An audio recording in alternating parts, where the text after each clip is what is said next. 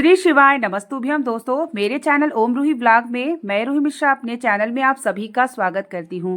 आज हम सभी वीडियो में जानेंगे सर्वपित अमावस्या 2 अक्टूबर को पड़ रही है। 5 कार्य कौन कौन से करने हैं, अमावस्या के नियम, पितृ विदाई में हमें क्या क्या कार्य करना चाहिए जिससे हमारे पितृ हमें आशीर्वाद दें और हर प्रकार की हमारे घर में बरकत हो। बाल कब धुलें और जो लोग तिथियां अपने पूर्वजों को किसी कारणवश नहीं मना पाए हैं तो वो अमावस्या के दिन क्या कार्य करें, इससे जुड़ी जानकारी आप इस वीडियो में प्राप्त करेंगे। तो वीडियो के अंत तक बने रहिएगा। वीडियो को लाइक और कमेंट में हर हर महादेव का नारा जरूर लगाइएगा। अमावस्या के दिन हमारे पितरों की विदाई होती है। इस दिन हमें ब्रह्म मुहूर्त में उठ के स्नान करना चाहिए। सूर्य भगवान को काले तिल दे के जल देना चाहिए और जो लोग अपने पितरों के निमित्त जल देते हैं उन्हें जल देना चाहिए। हमारी रसोई घर में इस दिन पूड़ी, खीर, बड़े जो उड़द की दाल की बड़ा होती है, तोरई की सब्जी, हमारे जो पितरों को प्रिय होता है, ये भोजन हमें अमावस्या के दिन जरूर बनाना चाहिए। अगर आपने 16 दिन तक नियमों का पालन नहीं किया है,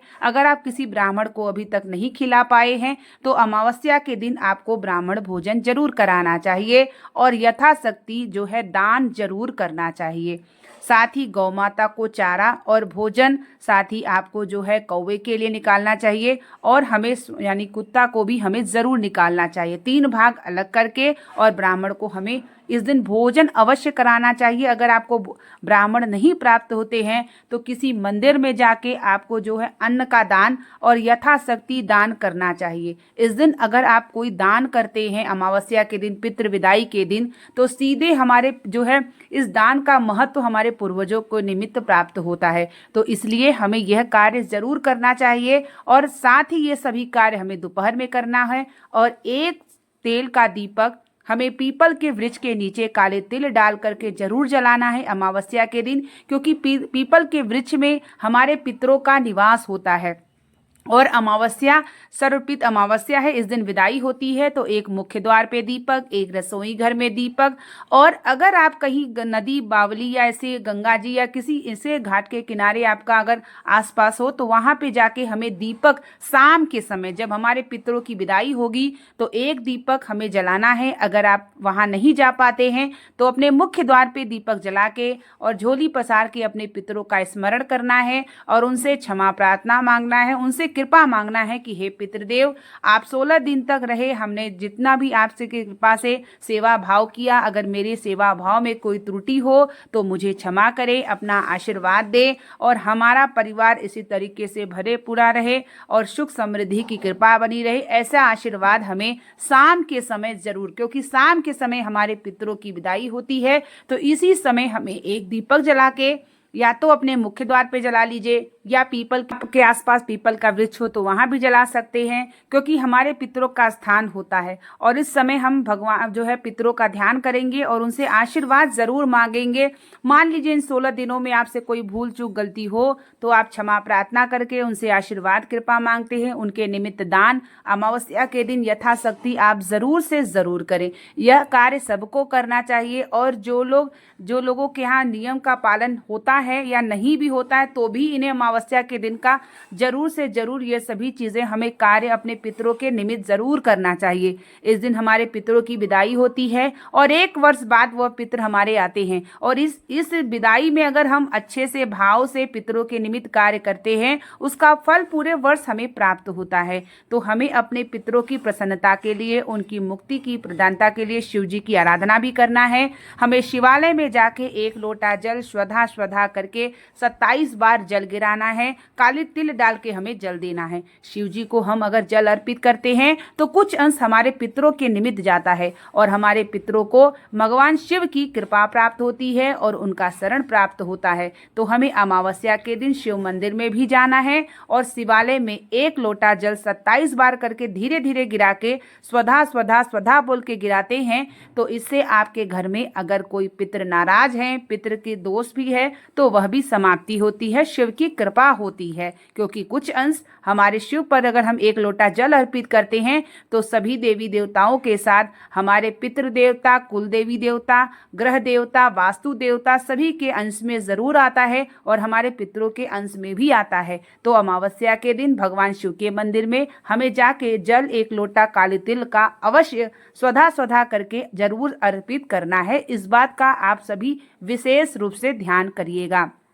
साथ ही बहुत सारे लोग जो नियमों का पालन करते हैं, अपने जो भी माताएं बहनें हैं, अपने जो है पति का जनेऊ वगैरह बदला जाता है अमावस्या की जो है शाम या नवरात्रि के दिन आप जो है नया जनेऊ जरूर धारण करवा दे सबको।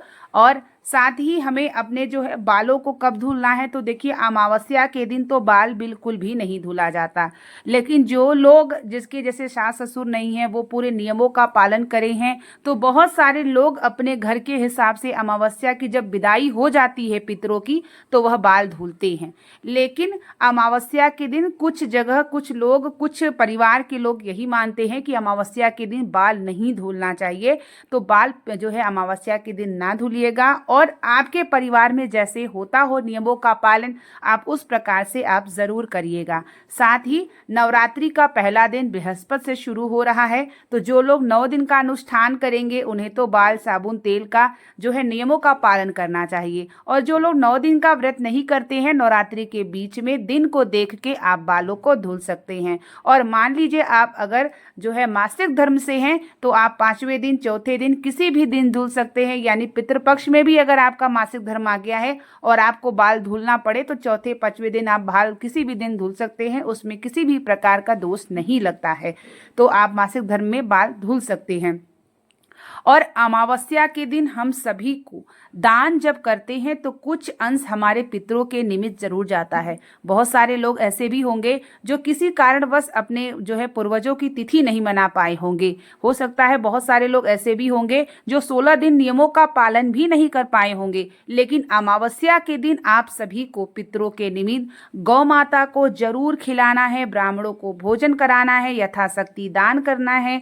3 भाग जैसे कौवे को, कुत्ते को और ब्राह्मण, ये 3 भाग हमें अमावस्या के दिन जरूर निकालना है। शाम के समय प्रदोष काल के समय 1 दीपक मुख्य द्वार पे, रसोई घर में, पीपल के वृक्ष के नीचे या नदी बावली के घाट पे हो तो वहां भी आप जरूर जला लीजिएगा। 1 लोटा काले तिल डाल के स्वधा शिवलिंग पर जरूर अर्पित कर लीजिएगा, जो कि मैं भी ये स्वयं करूंगी। भोजन में आपको जो मैंने आपको बताया है वह जरूर बनाइएगा। हमारे पितरों के प्रिय का चीज, और हमें पितृ से आशीर्वाद जरूर लेना है। पितृ हमारे देवता होते हैं, हमारे भगवान और पितृ देवता दोनों का आशीर्वाद होता है तो हम जीवन में निरंतर तरक्की करते हैं और हमारे घर में हर प्रकार की कृपा, संतान सुख समृद्धि सभी चीजें बनी रहती है।